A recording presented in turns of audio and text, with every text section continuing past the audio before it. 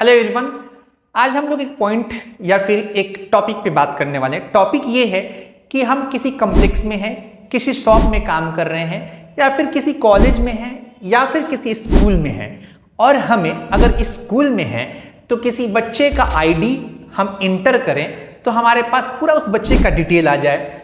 किसी कॉलेज में है तो किसी स्टूडेंट का या फिर किसी भी स्टूडेंट का, किसी विद्यार्थी का हम आईडी इंटर करें तो पूरा उसका डिटेल मिल जाए। या फिर अगर किसी शॉप में है तो शॉप में हमारे पास बहुत सारे आइटम होते हैं, डिफरेंट टाइप ऑफ आइटम होते हैं।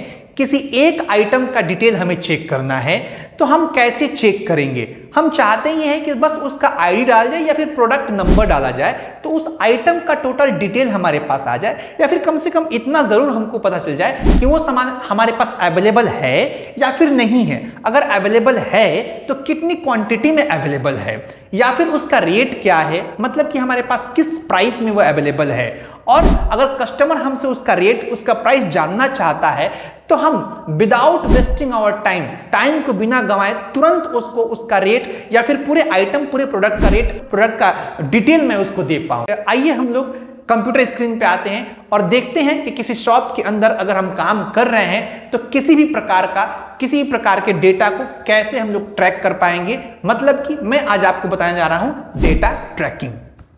तो अपने कंप्यूटर स्क्रीन पे आते हैं और देखते हैं कि डेटा को ट्रैक कैसे करें। हमारे पास एक फॉर्मेट आपको दिख रहा है। इस फॉर्मेट में हम कोई भी आईडी पुट करेंगे, जैसे कि M02 मैंने पुट किया।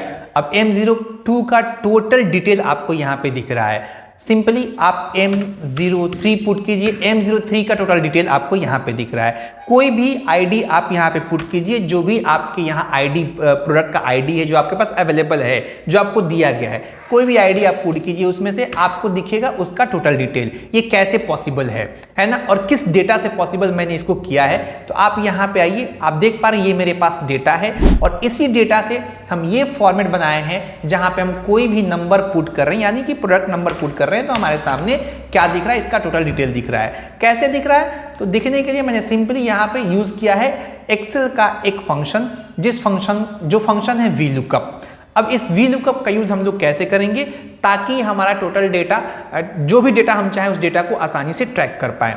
हम पहले करते हैं इस डेटा को डिलीट, इस फॉर्मूला को डिलीट। मैंने डिलीट किया और डिलीट करने के बाद यहाँ पे यूज करते हैं VLOOKUP का। सिंपली यूज करेंगे VLOOKUP का इज इक्वल टू VLOOKUP, हमारे सामने आ गया। जैसे ही VLOOKUP का हमने यूज किया, VLOOKUP का सिंटेक्स मेरे सामने आया। किसी भी फॉर्मूला को एंट्री करने के लिए हमें फॉर्मूला याद करने की जरूरत नहीं है, हमें उसके सिंटेक्स को समझ लेना। अगर आप फॉर्मूला याद कर लेते हैं तो किसी दूसरे डेटा पे आप काम नहीं कर पाएंगे। इसलिए फॉर्मूला को याद नहीं करना है, उसके सिंटेक्स को समझ लेना है।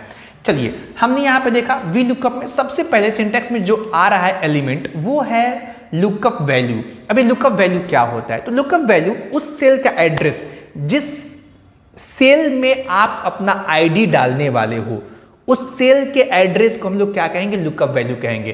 तो फॉर एग्जांपल लुकअप वैल्यू हम लोग उठा ही लेते हैं। लुकअप वैल्यू मेरा क्या है? ये है प्रोडक्ट नंबर, ये हो गया हमारा लुकअप वैल्यू। इसी में हम लोग आईडी कोई भी पुट करेंगे तो इस आईडी के जरिए हमारा प्रोडक्ट नेम, क्वांटिटी और रेट निकल के आ जाएगा। चलिए, मैंने लुकअप वैल्यू यहाँ पे दे दिया, कॉमा का यूज किया। जैसे ही कॉमा का यूज करेंगे तो ये दूसरे एलिमेंट को हाईलाइट करता है। सिंटेक्स में आप देख पा रहे हैं दूसरे एलिमेंट को हाईलाइट किया गया, यानी टेबल एरे। अभी टेबल एरे क्या होता है? तो टेबल एरे मेरा पूरा डेटाबेस, पूरा मेरा डेटा, उसको कहते हैं टेबल एरे। हम यहाँ पे आएंगे और सिंपली माउस से ही हम लोग पूरे टेबल एरे को सिलेक्ट कर लेंगे। अगर आपको सेल एड्रेस पता है तो सेल एड्रेस भी डायरेक्टली आप टाइप कर सकते हैं। जैसे कि यहाँ पे सेल एड्रेस आ गया A12D12, आप सेल एड्रेस भी टाइप कर सकते हैं, माउस से उसे पूरा का पूरा सिलेक्ट भी कर सकते हैं। अब हम लोग देंगे कॉमा। कॉमा का यूज करते हैं तीसरे एलिमेंट को, सिंटेक्स के तीसरे एलिमेंट को क्या करेगा? सिलेक्ट कर लेगा। तीसरा एलिमेंट क्या है? Column index number.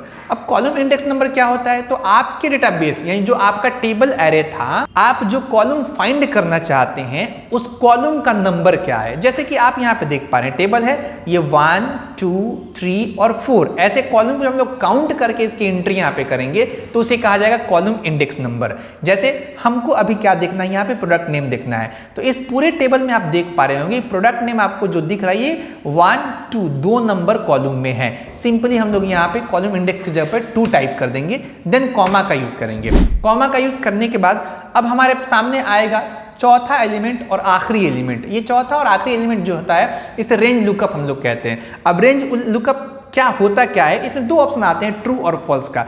ट्रू का यूज किया जाता है अप्रॉक्सीमेट मैच के लिए, अगर हमको एग्जैक्ट मैच चाहिए तो उसके लिए हम लोग फॉल्स का यूज करते हैं। फॉल्स इन द सेंस हम यहाँ पे फॉल्स को बहुत ज्यादा एक्सप्लेन नहीं करेंगे, दूसरे वीडियो में फॉल्स को भी एक्सप्लेन करेंगे। फिलहाल फॉल्स के लिए हम लोग जीरो का यूज करते हैं। आप फॉल्स टाइप भी कर सकते थे या फिर जीरो भी वहां पे यूज कर सकते हैं। जीरो और फॉल्स टाइप या फिर यूज करने से एग्जैक्ट आंसर मिलता है, एग्जैक्ट मैच हमारे सामने आ जाता है। मैंने एंटर किया, हमारे सामने अब दिख रहा है एग्जैक्ट मैच।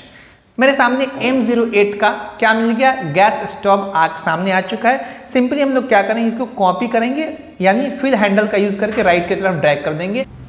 टोटल डिटेल हमारे सामने आ गया। ये था हमारा VLOOKUP का फंक्शन का यूज। अब आप देख सकते हैं कि हम कोई भी आईडी यहाँ पे यूज करेंगे, जैसे कि M05 का यूज कर रहे हैं तो हमारे सामने उस आईडी का टोटल डिटेल दिख रहा है।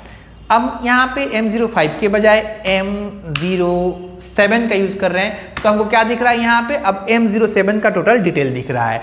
तो ये था आज का हमारा टॉपिक, उम्मीद है समझ में आया होगा। Enough for today.